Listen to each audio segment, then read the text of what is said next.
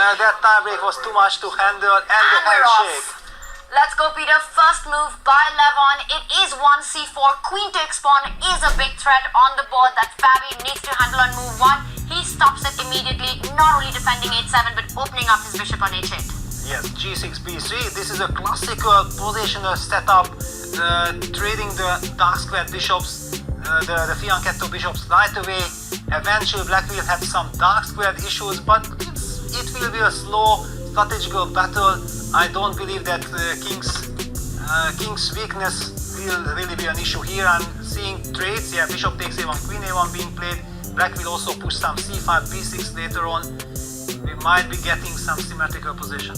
Alright, let's turn to Nicholas really quickly. Of course, the players are on little time in this, but Nicholas, what do you make of this start in the trade of the dark squared bishop? Who does it favor in this crazy starting position? It does make a lot of sense because you want to involve the bishops on the long diagonal, and of course the black king is a little bit airy now with the dark squares being a bit weak, but White also has to do something about his bishop on h1, so at some point White needs to play g3 or g4, and maybe here an interesting moment, Black could use the moment to activate the queen, play b5, and if White takes, yes, b5 on the board by Fabiano to open up the queen. Strong move, open up the bishop, and this is definitely a game that will heat up very soon with so little time on the clock to play such a complicated position, Tanya.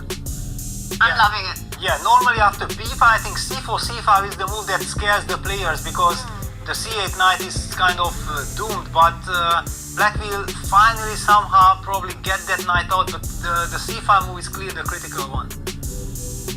After c5, you have to think about how you're responding to potential d6 ideas eventually, because I just want to highlight one thing, that you can't play the move d4. There's a rook on d8 and a rook on d1, so that pawn will be pinned. You won't be able to recapture, and it is a moment that will decide the future pawn structure of the position, Peter. c5, you can keep the tension with the move d-pawn moving forward to d3. Maybe you can also just ignore the threat of b takes c4 in this position and continue with development, get that knight out. I don't believe you want to capture on b5 here. No, definitely not. That would simply enable White Black to activate the queen. That's absolutely no-go territory. But look at this, Levon is taking his time. He's burning more than 1 minute. He feels that this is such an important decision, and it is. Really it is. He wants to understand the essence of the position so that after he can speed up. But he's going scary low on the clock. And we often talk about critical moments in chess, and we say that they are based on long calculation or sacrifices, but that's not the entire truth. Critical moments are also deciding moments where you have to take a call on the pawn structure, long-term decisions, trades. Where do you actually push your pawns, or do you keep the tension on the board? And this is one of those strategic critical moments. Yeah, and wow, almost under 3 minutes. And no sign yet of Levon making up his mind.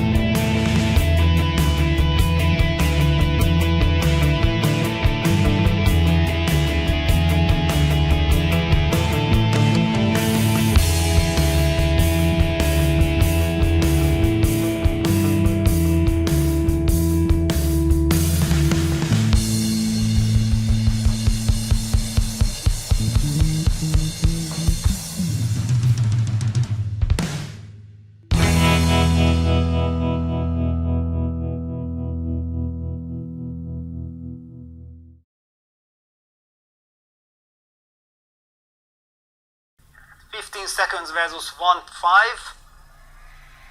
But we already have seen that Levon is able to handle the few seconds extremely well. Yeah, now he gets a cemento, knight on d4 protected, clear, black will go for the c file. Yeah, rook c8 played, rook dc5 will be played as well. I want to trade off Yes. my rooks. I'm coming in. Yeah, and then also black's queen is coming to e4. Yeah, all this rook dc5, queen e4 moves we will be seeing. And look at the speed with which the players are playing now. Fabi under 50 seconds. Meanwhile for Levon, it's pressure on the clock, pressure on the board as well. A queen g4, he's setting up queen g4 idea. Just disbalancing that. So in a4, playing on both sides of the board. Yeah, ba4. It's interesting that Fabi does not play rook dc5. Yeah, it was so tempting. And now he created this weakness on b5, not liking this a4 idea at all. But Levon down to 8 seconds, yes, so all eyes on the clock. Only a 2-second increment for the players. It's not a 10-second increment in this one, and that's barely any time. Rook to c5, I'm still liking that idea. You're also lining up the queen for a check, and then jumping in with the rook, trying to threaten some mates on white's king. Yeah, but Levon is getting a chance if he handles the clock. Queen b2, rook c4, e3.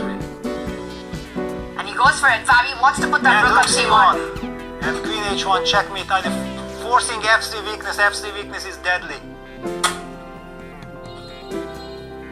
Now white. 4 seconds for Levon. Yeah, now this is hopelessly lost. With this f3 pawn, the king side is falling apart. Queen jumps in. There's a piece landing on c1 next. Yeah, queen e3, rook a8, He just whatever. wins the a2 pawn. But if you take the a2 pawn, Levon wants to capture on b4. Yeah, you don't want to trade those pawns anymore. Queen c3. And c3 pawn is also hanging. Queen g1, now rook takes a2. Levon trying to create some chaos on the board, but he doesn't have enough pieces left. Queen a1, forcing the queen to, that's it, resignation by Levon. What a play by Fabiano.